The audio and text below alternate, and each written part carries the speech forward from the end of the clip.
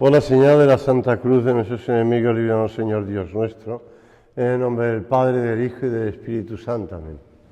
Señor mío y Dios mío, creo firmemente que estás aquí, que me ves, que me oyes. Te adoro con profunda reverencia. Te pido perdón de mis pecados y gracia para hacer con fruto este rato de oración. Madre mía Inmaculada, San José mi Padre y Señor, Ángel de mi guarda, interceded por mí.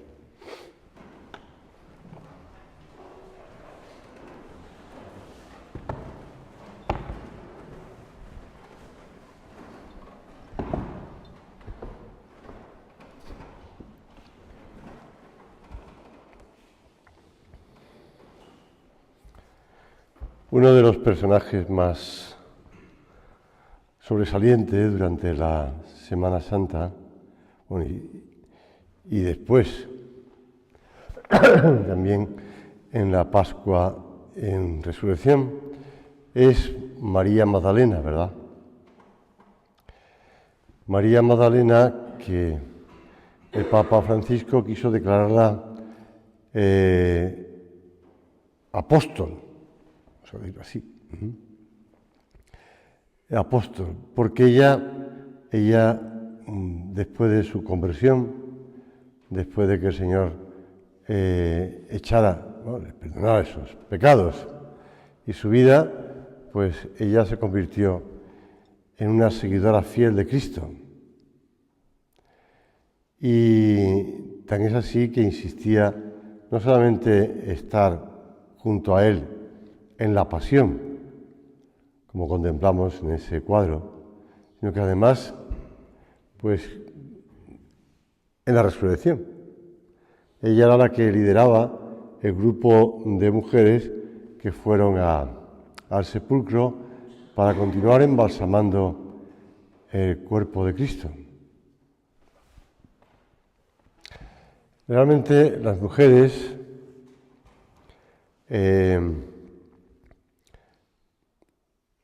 iban a seguir continuando con esa piadosa costumbre y además pues llenas de amor por el Señor, de continuar embalsamándolo. Y eso que Cristo les había hablado ya también de su resurrección. Pero ellos van con la idea de continuar. Después, cuando son testigos de la resurrección de Cristo, bueno, de la resurrección de Cristo no, son testigos de Cristo resucitado, porque nadie vio cómo Cristo resucitaba. Esta es una de las cosas que también sale en otro libro del mismo autor que hablaba estos días, que se llama así, Resucitó, y va explicando, bueno, porque la resurrección es una cosa que nadie lo vio. Lo que sí vieron es a Cristo resucitado. Y a nosotros nos ha llegado la transmisión de esa testigo de haber visto a Cristo resucitado. Pero bueno, ella también vio a Cristo resucitado.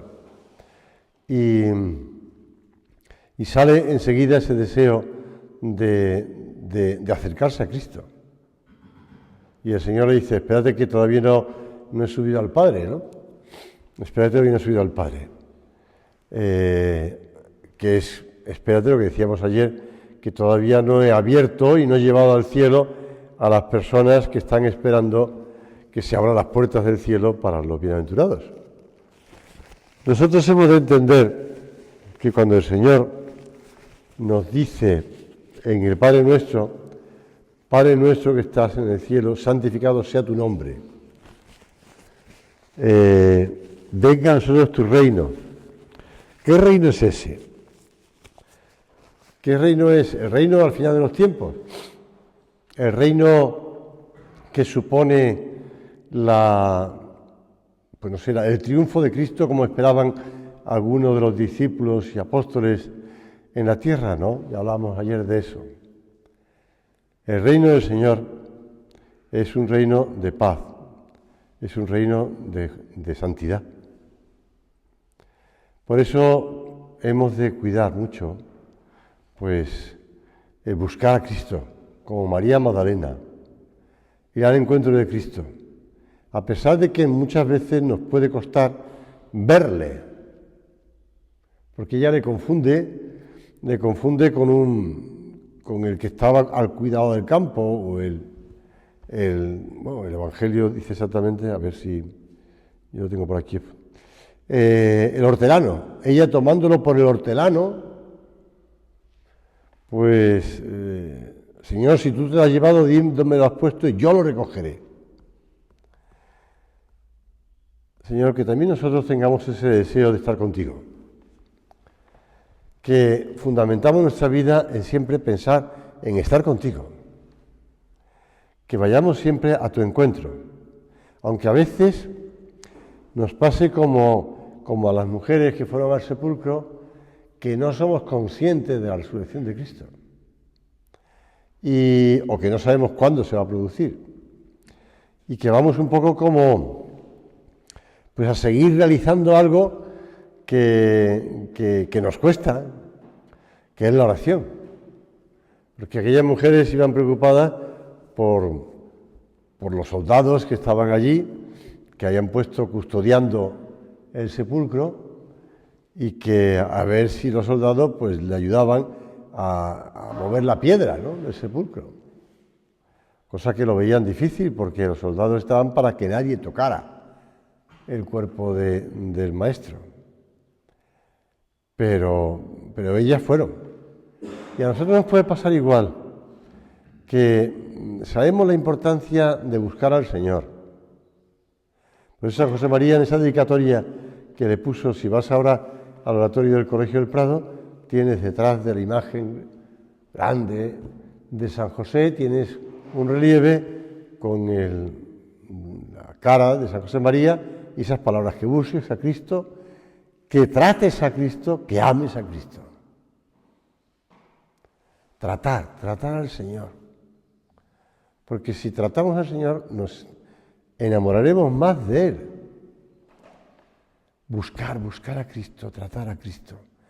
Aunque a veces se nos ocurra el pensar que no me sale nada en la oración, o que a veces pensemos que es que no tenemos tiempo para la oración, aunque a veces nos venga a la cabeza el considerar que no sabemos hacer oración, lo que tú pienses.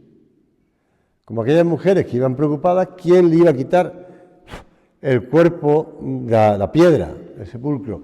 ¿Quién le iba a quitar a los pesados de los soldados que estaban puestos allí por los príncipes de los judíos para custodiar? Porque se habían acordado, y así se lo habían manifestado a Pilatos, de que éste había dicho que al tercer día iba a resucitar. Entonces no vaya a ser que roben el cuerpo del maestro y digan que ha resucitado. Evidentemente, ese testimonio que aparece en los evangelios sobre la resurrección de Cristo es clamoroso, ¿no? Y no es algo añadido por los primeros cristianos de un modo piadoso, como diciendo, bueno, hasta los príncipes de los judíos mandaron unos soldados que fueron testigos de que Cristo había resucitado. Por lo menos vieron a los ángeles que apartaban la piedra del sepulcro y vieron ocurrir algo allí dentro. No es un invento tampoco de los primeros cristianos. De hecho, un compañero mío de carrera, de matemáticas me refiero, que es un gran profesor de Sagrada Escritura de la Universidad de Navarra, pues se dedicó a la teología y yo me dediqué a estar en un centro y con clubes, chavales y cosas. Pero este es en un libro suyo que se llama, es Francisco Varo, y el libro se llama Jesús de Nazaret o algo así parecido. Ahora me ha trancado con el nombre. Bueno, pues explica que hace un siglo más o menos apareció unos obreros que estaban trabajando cerca en Nazaret, cerca de la Basílica de la Anunciación y tal, pues encontraron una piedra, una lápida de piedra, con unas inscripciones en griego. Bueno, no le dieron mucha importancia, esa piedra fue vendida, comprada, hasta que alguien le dio por comprarla y traducirlo. Y la traducción era una norma, una ley, pronunciada por el nombre del emperador, datada en el siglo I, en griego, diciendo que aquel que robase el cuerpo de alguna sepultura caería bajo la pena, tal. Entonces los estudiosos pensaron, vamos a ver, en Nazaret, en griego y el siglo I, y robo de una sepultura. Pues está clarísimo, ¿no? ¿De dónde era Jesús? De Nazaret, por lo menos para los judíos. ¿Dónde era Jesús de Nazaret? Segundo, en griego, sí, en griego, porque en aquella región, Galilea, se hablaba bastante de griego, porque había ciudades como Séforis, etcétera, que manejaban perfectamente el griego. Por lo tanto, era para todos, no solamente para los judíos o los galileos. Y en tercer lugar, pues del siglo I, pues porque haya habido algo, pasó con el cuerpo de alguien, ¿no? Pues Jesús de Nazaret, está claro. Entonces es un testimonio muy claro de que había pasado algo con el cuerpo del maestro. Es un testimonio secundario, pero ahí queda. Bueno, vamos a lo que estábamos hablando. Señor, que te busquemos, que te tratemos, que no cejemos en la oración, que no abandonemos la oración. Dice el Catecismo de la Iglesia Católica que la oración es la elevación del alma a Dios o la petición a Dios de bienes convenientes. Es bueno que haga esa distinción, porque a veces pensamos que la oración es pedir. Y la oración no solamente es pedir, también es elevarnos, es decir, hablar con Dios, dirigirnos a Él. Y es un diálogo personal, íntimo, profundo, entre el individuo y Dios. Y cada uno está llamado a descubrir la riqueza de este diálogo. La oración es personal, evidentemente. Cuando me hablan de que el proyecto de amor conyugal, que me parece fenomenal, pues se practica o se aconseja la oración conyugal, me parece muy bien. Me parece muy bien. Pero tiene una pequeña dificultad, que es que cada uno hace su oración y no te puedes meter en la conciencia de tu mujer ni tu mujer se puede meter en la conciencia tuya. Es decir, que cada uno es personal. Tiene que ser personal. También, por supuesto, me parece muy bien la oración conyugal, lo que sea, que quiera uno o no hacerlo. Pero es muy importante que la oración sea personal. Personal. Que me parece muy bien que utilices oraciones ya escritas, que utilices textos que te ayuden para hablar con el Señor, que te alimenten. Fenomenal, hablar camino de eso, de que la lectura espiritual ayuda a tener esa leña para echar al fuego cuando se va apagando. Pues sí, es fenomenal, pero oración personal. Tratar al Señor personalmente. Abrirle nuestra conciencia y decirle, Señor, me estoy preocupado por esto, estoy cansado de esto otro, me quejo a ti por esto otro, pues no sé qué hacer, qué planes hacer. O también, yo aconsejo mucho, además, en la oración, que le cuentes al Señor las excelencias de tu familia, que le hables de las virtudes, de los talentos de tu mujer, y le vayas diciendo, mira, Señor, pues mi mujer es así, asá, y esto otro, y fíjate qué bien, y cómo he hecho esto. No para convencerte tú de lo que hace tu mujer, de lo valiosa que es tu mujer, sino para que el Señor también, que lo sabe, el Señor conoce muy bien cómo somos, ¿no? Cada uno de nosotros. Pero para que el Señor te aconseje cosas y te diga, oye, pues a lo mejor podías hacer esto por tu mujer, o a lo mejor, fíjate, ella te está queriendo decir algo que tú no te enteras. Pues, y después con los hijos igual, es decir, que le hables al Señor de tus hijos, Le hable al Señor de tus hijos y le diga, pues fulanito es así, menganito es asá, o esta chica, pues mira, que este señor como es, tal, y ha hecho esto y esto otro. Sí, que le hables al Señor de las bondades de tus hijos. Bueno, si no eres capaz de venderle al Señor las bondades de tus hijos, mal vamos, ¿no? Porque se ve que no los aprecias mucho, o que no los conoces mucho. Porque el Señor, que sí los conoce, los valora muchísimo y los aprecia muchísimo. Con lo cual, pues háblale al Señor de ellos. Cuéntale cómo son. Y el Señor ya te está dando pistas. Es que a veces en la oración nada más que pedimos. Señor, te pido a mi mujer porque está preocupada por este asunto, porque le han hecho una prueba en el hospital y estamos un poco a la espera, por esto otro. Señor, te pido por esta hija mía que ya está nerviosísima por la EBAU. Bueno, ahora no se llama EBAU, ahora se llama,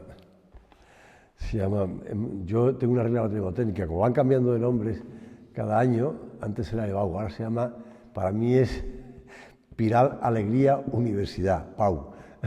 Como la ministra de Educación se llama Pilar Alegría, PAU. Pues Pilar Alegría Universidad. Tiene una cierta connotación irónica. Bien. Déjame meter en política. Bueno, pues que está nerviosa por la PAU, porque ahora ya han terminado los exámenes, ahora vienen los exámenes finales, después de Semana Santa, y después ya viene la PAU famosa, tal. Pues está nerviosa por esto, tal, señor, pues mira, es que, pero veía cómo ella se dedica a estudiar, cómo tantas veces no sale para estudiar, cómo hace esto, pues véndele las excelencias, y a pesar de eso, cómo ayuda con los pequeños de casa y tal.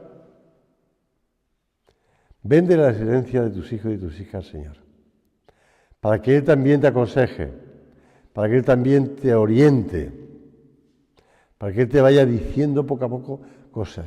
Pero necesitamos silencio, oración, estar a solas con el Señor. Decía San Juan Pablo II, en el silencio de la oración se realiza el encuentro con Dios y se escucha esa palabra que Dios dice en eterno silencio, y en silencio tiene que ser oída. En silencio tiene que ser oída. Ya sé que es difícil encontrar silencio, ¿no? Pero podemos hacerlo. Cuestión de buscar el momento mejor, más adecuado. Que evidentemente no es cuando estás rodeado de tu familia, cuando estás rodeado de la actividad profesional, porque estás en medio de jaleo, que te están mandando un correo electrónico, que te llega un WhatsApp, que no sé qué, que te llega un compañero que te pide presencialmente algo que le ayudes, o tal. Bueno, evidentemente no es el mejor momento para el silencio, ¿no? Pero siempre se puede encontrar un momento de silencio, siempre. Siempre, ¿por qué? Porque sabemos organizarnos, si queremos. Y la oración diaria, sin excusas, sin decir que tengo muchas cosas que hacer, sin decir que no se me ocurre nada que decirle, y sin tampoco decir que no me dice nada, que no escucho a Dios, que no oigo a Dios. Mira, tienes tantos libros recientes, no clásicos, recientes, pero que te hablan de la oración y de cómo, pues, hacer tiempo fijo, a hora fija. Esto que hemos oído siempre de jóvenes, que nos aconsejaban la oración, tiempo fijo, a hora fija. Pues autores espirituales contemporáneos repiten lo mismo, dicen lo mismo. Y te presentan el Evangelio para que te metas en las escenas, como le gustaba repetir a San José María, en el que hables con Él, en el que le cuentes. La oración mental, decía San José María, es ese diálogo con Dios, de corazón a corazón, en el que interviene toda el alma, la inteligencia y la imaginación, la memoria y la voluntad. Una meditación que contribuye a dar valor sobrenatural a nuestra pobre vida humana, nuestra vida diaria corriente. Dar valor sobrenatural. Dar valor sobrenatural. Es lo que siempre se ha llamado vida interior, porque tienes a Dios dentro de ti, en tu alma en gracia.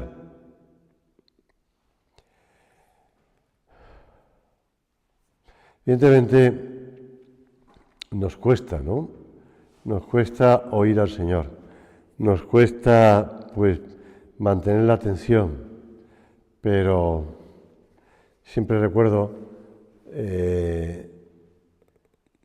mi madre, desde que yo era un niño, siempre me hablaba de una prima suya jerezana, flamenca, vamos a decirlo así, o gitana, más bien gitana, me decía, muy gitana, ¿qué tal? Que era la alegría de todos y tal, y que un día decidió, pues, hacerse monja. Vale, muy bien, se quedó en eso, y siempre oía hablar de ella. Hasta que un día ya, cuando falleció mi madre, por coincidencia de la vida, pude ir a conocerla. Pues yo estaba cerca de Huelva, ella estaba viviendo en una casa de ejercicios diocesana de Huelva, Virgen de la Cinta. Estaba al lado del santuario, la Virgen de la Cinta de Huelva. Y entonces dije, bueno, mira, voy a acercarme a saludar a la prima de mi madre, pues, y además creo que le hará ilusión conocerme y saber que además que soy sacerdote, ¿no? Ya lo sabía, pero bueno. Total, que me fui para allá. Y entonces, pues, estuve charlando con ella. Efectivamente, ella era un poquito más joven que mi madre, pero era mayor. No era ninguna niña ya. Y yo ya era sacerdote, bueno, podía tener ya 30 y pocos años, pero era sacerdote. Y entonces, pues, estuvimos charlando, tal, nos reímos mucho, porque, ya digo, era muy gitana, muy espontánea. Y ella, explico, ella estaba en una casa de ejercicios. Si quieres, una casa de retiro espiritual o convivencia como esta. Diocesana, de la diócesis, pero bueno. Y ella, monja, estaba para atender eso. Me decía, ¿sabes qué? Pues oye, tantos retiros que hay aquí, tantas predicaciones, tantas cosas, yo nunca puedo hacer oración. Y nunca puedo hacer ejercicios espirituales, nunca puedo tener retiro espiritual. Claro, como estoy trabajando aquí dando tiempo, nunca tengo tiempo, ¿no? Así que, aprovechando que haya un día libre, 2 libres de la casa que no haya nadie, cojo unas cintas magnetofónicas, entonces eran cintas magnetofónicas, unos casetes, me voy a la capilla de la casa de ejercicios, me siento en el banco, me pongo la cinta y pedaleo. Digo, ¿cómo que pedaleas? Y dice, sí, porque me entran ganas de irme de la capilla, porque es muy activa, ¿no? Ya murió. Muy activa, tenía ganas de hacer cosas, pero decía yo, en vez de irme, me quedo en el banco y empiezo a mover las piernas, pero no me muevo del banco, y hablo con el Señor, y hago oración, y hago mis ejercicios espirituales. Bueno, pues esto me recordó, pues, lo que le pasaba también a Santa Teresa, que era que después de estar mucho tiempo sin hacer oración y aconsejando hacer oración, después ella sentarse en el banco de la capilla del convento le costaba muchísimo. Y era imposible estar allí sin un libro al lado. Entonces no existían casetes, ¿verdad? En la época de Santa Teresa de Ávila no existían magnetofones, ni cintas magnetofónicas, pero tenía un libro. Y a ella le costaba quedarse allí, pero leía el libro y seguía hablando con el Señor. Bueno, pues nosotros que ya no tenemos ni libros, bueno, sí hay libros, pero casetes y estas cosas, tenemos móviles, ¿no? Deja el móvil quieto, pero quédate haciendo oración. En la iglesia de tu parroquia, donde quiera, en un sitio donde esté el Santísimo expuesto, oración perpetua, donde quiera, o en tu habitación. O como decía, le pasaba a aquel médico de la Universidad de Navarra, ya fallecido. Le decía a la enfermera, mire, no me pase, en esta media hora no me pase a nadie porque tengo un paciente especial. Y entonces hacía la oración en ese tiempo. Pues sí, sabía aislarse. Tenemos que aislarnos. Tenemos que dedicarnos a estar con el Señor, a escucharle. Y a Dios hablamos cuando oramos, y a Él oímos cuando leemos las palabras divinas, dice San Ambrosio. A la lectura de la Sagrada Escritura debe acompañar, dice el Concilio Vaticano II, la oración, para que se realice el diálogo con Dios, de Dios con el hombre. Y dice San José María en Surco, la oración no es problema de hablar o de sentir, sino de amar. Y se ama esforzándose en intentar decir algo al Señor, aunque no se diga nada. Aunque no se diga nada. Bueno, pues eso. Aunque no se diga nada.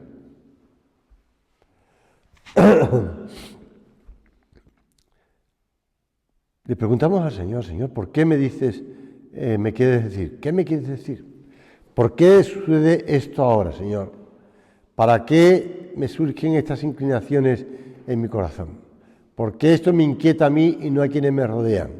¿Por qué me amas tanto? ¿Por qué hacer el mejor uso de cómo hacer el mejor uso de estos dones que me has dado? Solo con esta disposición habitual de oración se vislumbra el cuidado amoroso de Dios, su providencia en los sucesos de nuestra vida, en las personas que hemos ido encontrando, incluso en el modo en que se ha ido moldeando nuestro carácter, nuestros gustos, nuestras actitudes. No rezamos solos porque no vivimos ni queremos vivir solos. El otro día leí un artículo de un modo, no de encontrar pareja, pero sí de pasar un grupo de gente desconocida, grupos de 6 personas, jóvenes, desconocidos, pasar un rato, un tiempo entre ellos, tratándose, conociéndose. Y entonces decía uno que había participado en esos grupos que no era por conseguir conocer pareja, ¿no? De verdad. Era simplemente para comprobar por qué funcionaban estos grupos. De 6 personas, ¿eh? Esto lo puedes encontrar en internet. Búscalo en la prensa y lo encontrarás. 6 personas. Dice, pues ahí comprobé que hay mucha gente sola. Y mira que los jóvenes, pues en principio es muy difícil que estén solos, ¿no? Pero no, gente sola. Gente que vive en Madrid. Gente que a lo mejor no son de Madrid, pero están viviendo en Madrid, son de paso. Unos son naturales de Madrid, otros han llegado a Madrid de otros sitios de alrededor, etcétera, etcétera. Pero son gente que está sola. Entonces, pues se organizan unas cenas, juntos, para conectar, para estar con ellos, para charlar. Después a lo mejor no vuelven a verse más, pero por lo menos han pasado un par de horas acompañados. Nunca estás solo, ¿eh? Nunca, nunca, nunca. Por eso te decía que la oración es personal, porque descubres que Dios está siempre a tu lado. Vamos a pedirle a la Virgen Santísima que también nosotros sepamos tener esa seguridad de que Cristo va a resucitar, de que Cristo no solamente ha muerto, sino que va a resucitar. Y Él siempre está pendiente de nosotros para escucharnos en la oración.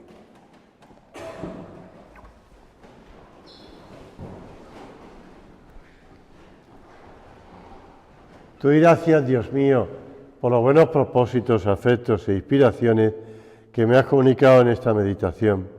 Te pido ayuda para ponerlos por obra. Madre mía Inmaculada, San José, mi Padre y Señor, Ángel de mi guarda, intercede por mí.